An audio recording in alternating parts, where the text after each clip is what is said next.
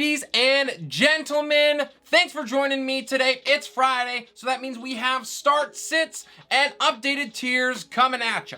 In today's video, I'm going to go over all of the key injury situations across the league, quarterback, running back, wide receiver, and tight ends, and then I'm also going to give you my updated tiers in each section. I've also added kickers and defenses to this video so you have the full view of all the players I think that should be in lineups and those that should not. If you guys have any start or sit questions, it is a critical week 14, so please drop them down below. I would love to be able to help you out so you can set your ideal lineups to get that dub as we push towards the playoffs. Some of you guys are in your playoffs this week. If so, good luck to you. If you are new to the channel, if you're enjoying the content, or if you haven't quite gotten to it yet, please like and subscribe. The support means the world to me. It helps me out so much in my pursuit of my first 100 subscribers. With that all done, let's get into week 14's start sit.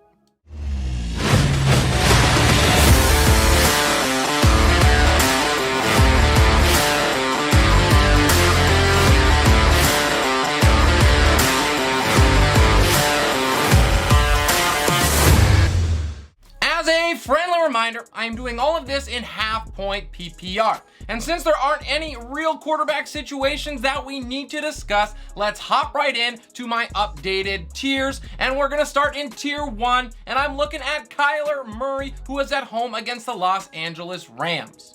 What an amazing way to return to action.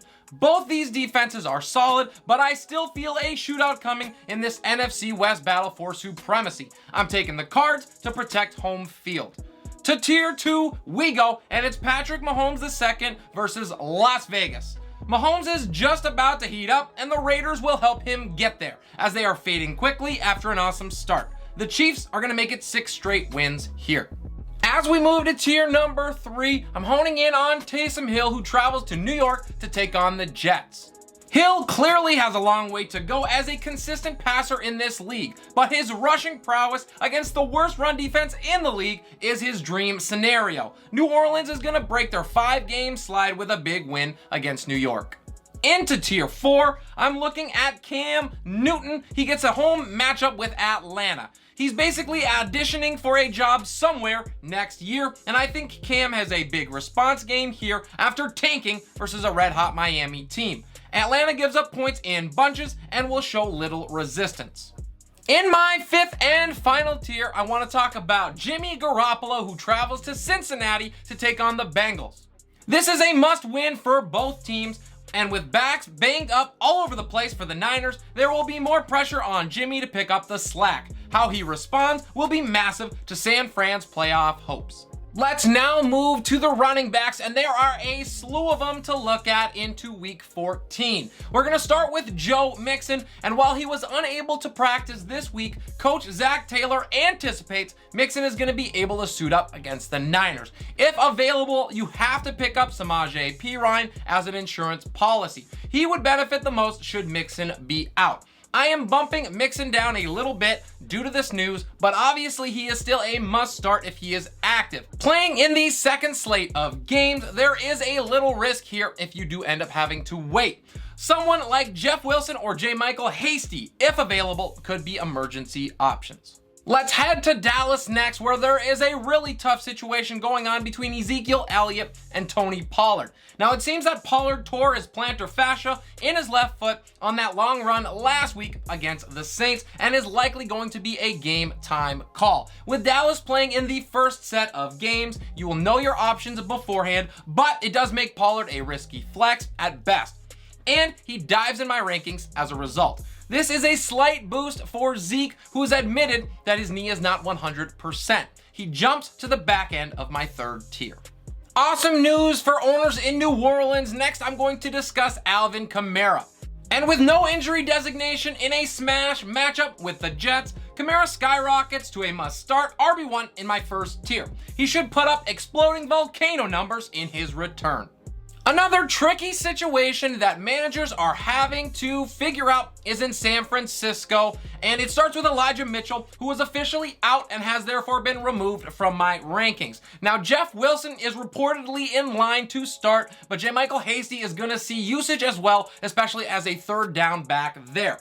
Wilson becomes an option in my third tier, and Hasty is a decent flyer. He is in the bottom of my fifth tier.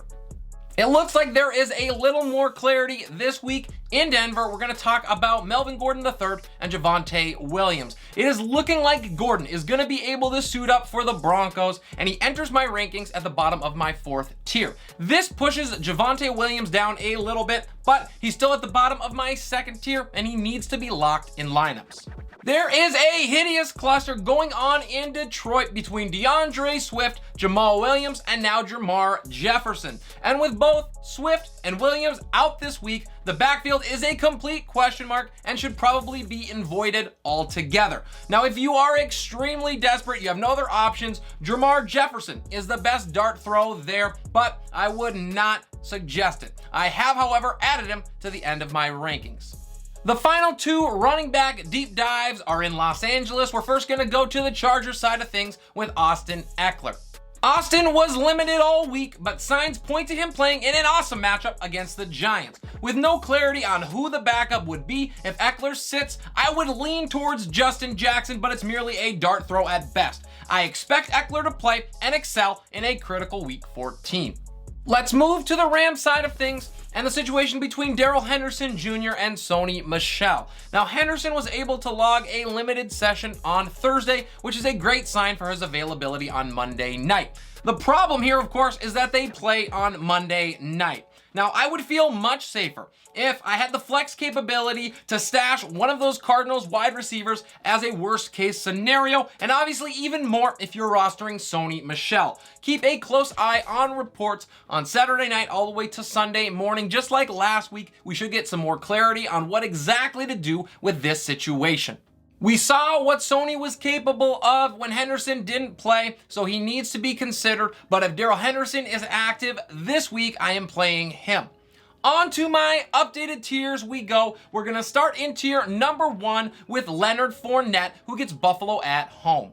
The Bucs will need playoff Lenny in this one to keep some sort of balance, and after giving up 200 plus yards on the ground against the Patriots last week, Buffalo is fighting for their pride. I'll take Tampa Bay, but Buffalo should keep it close. Moving on to tier number 2, I'm circling in on Nick Chubb, who has a home date with the Baltimore Ravens. Chubb has a revenge game brewing after being held to just 39 total yards on 10 touches 2 weeks ago when these two teams met up. A healthy Kareem Hunt will ease the load, open up the offense, and will help more than hurt his production. I'm talking about Saquon Barkley traveling to LA to take on the Chargers at the top of my third tier. The Chargers have looked a lot better against the run over the last few weeks, right when Barkley thought a get-right matchup was on the docket. This offense is going to struggle mightily, so Barkley's expectations must once again be tempered. On to my fourth tier, I'm looking at Devontae Freeman, who travels to Cleveland. And in a brutal matchup, Freeman owners must hope that he falls into the end zone and his solid volume continues. I think Baltimore, as banged up as they are, finds a way and cements a letdown season in Cleveland. In my fifth tier, it's the Donta Foreman, Dontrell Hilliard combination against Jacksonville at home. One of these two has a big day, and I lean Foreman, who had 7 more touches against New England. They both could see enough work to be flex worthy, however. The Titans win here, and it's probably not close. With running backs complete, let's move into the wide receiver news in week 14. I'm going to start with T. Higgins, who was limited all week, but all things are pointing in the right direction for him to be able to suit up. He is expected to play, and I would be shocked if he is deemed inactive. In the event of an absolute emergency, Marquez Valdes-Scantling or even Josh Palmer could be decent dart throws if they are on your waiver wire. There is an absolutely staggering amount of question marks in the wide receiver room in Los Angeles for the Chargers, but I'm going to try to help you navigate through it. With Keenan Allen starting the dominoes early in the week, it is looking like he is unlikely to play Sunday, so that opens up opportunities across the board. Allen has been removed from my rankings in response. There is no change for Williams in my rankings, with the near certainty that he is shadowed by James Bradberry, but it makes both Jalen Guyton and to a lesser extent Josh Palmer intriguing options, and both of those have been added. Some difficult news about Elijah Moore in New York brings Jamison Crowder up onto our radars. Now, with Moore unable to practice this week at all with that quad injury, it is looking less and less likely like he is going to be able to suit up. No Jets player this season has played after missing all 3 days of practice, so it's going to be a steep uphill battle for him. Due to this, Jamison Crowder is now in that flex discussion as part of my 4th tier, and Moore falls to a risky tier 5 option. Deebo Samuel is questionable after logging a limited practice on Friday, and there is a decent shot that he's actually able to play. I believe that he will, but if you need an emergency backup plan, Juwan Jennings is likely available, and you could do worse with San Fran playing in that second slate of games. I am adding him to my rankings, and with the risk, he settles into my 3rd tier. In tier 1 of my updated wide receiver rankings, I am honing in on Tyreek Hill against Vegas. This should be an excellent rebound game for Hill, who has responded with a wide receiver 1 finish after duds in every game this season, besides his back-to-back struggles in weeks 2 and 3. Next up, and into tier 2, it is Mike Evans. He plays Buffalo at home. And maybe the Bills forgot how to guard the pass after they did it all of 3 times last week? Evans should produce in a big way once again in a statement game for Brady and the Bucs either way. DK Metcalf is my focus in tier 3, and he travels to Houston. If Metcalf can't get right here, I'm not sure how you can trust him for the playoffs. If you're in the playoffs this week, he is worth the roll, but boy would owners love to see him renew some hope. Either way, the Seahawks get the dub. In tier 4, I'm talking all about Jalen Guyton, who gets that matchup with the Giants. And Guyton could sneakily be the best wide receiver play for the Chargers this week, and I love his upside in this matchup if Keenan Allen is inactive. On to tier 5, and you know I love me some Van Jefferson, who travels to the desert to take on the Cardinals. Jefferson can make it 3 straight games with a score and solidify his place as the number 2 receiver in this offense with another solid performance. The Rams are going to need him if they are to keep pace with the other elite teams in the NFC. With wide receivers now complete, let's move into the tight ends, and there unfortunately is no good news to be had here. We're going to start with Darren Waller, who is officially out for the 2nd consecutive week. Hopefully managers have already been aware and planning for this and have another option in place. Now, if you do not, Foster Moreau, Waller's backup, would be a decent pivot. The other unfortunate news comes from Detroit, and it's all about TJ Hawkinson, who is doubtful for Sunday, and owners need to plan as if he's going to miss the game. Now, he was spotted with a heavy wrap on his left hand, which does not bode well. Ricky Seals-Jones is a solid replacement, and he is likely available on waivers as an option for owners. To my updated tiers we go, and it starts in the first with Travis Kelce at home against Vegas. I believe Kelce gets on track in a big way here, and Kansas City keeps the pressure on the Patriots for that number 1 overall seed. Into the second tier, it's Dawson Knox, who travels to Tampa Bay. And Knox is likely going to be needed and relied on heavily as the Bills try and keep up in that crowded AFC playoff race.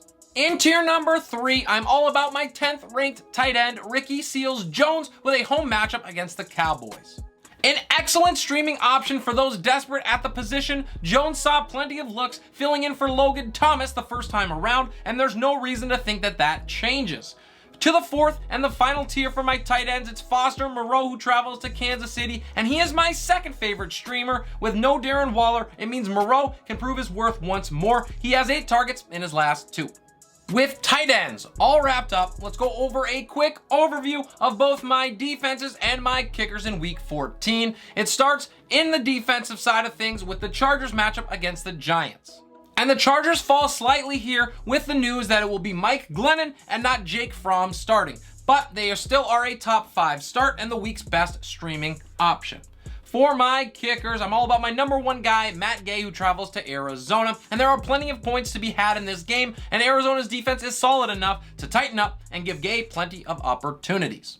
And that is all she wrote for week 14 and my start sits with my updated tiers. I really hope that you enjoyed the content today. If you have any questions about starts, sits, drop those down below. Reach out to me on Sleeper. I am available in both places, and I'm going to be checking up until kickoff on Sunday morning. If you are new to the channel, thank you so much for spending some time with me today. Please like and subscribe. The support means everything to me, and it helps me out so much. It allows me to do what I love so I can keep bringing you guys the content that you love. This is Relentless Press. I'm your host, Abriam Opatz, and we'll see you next time.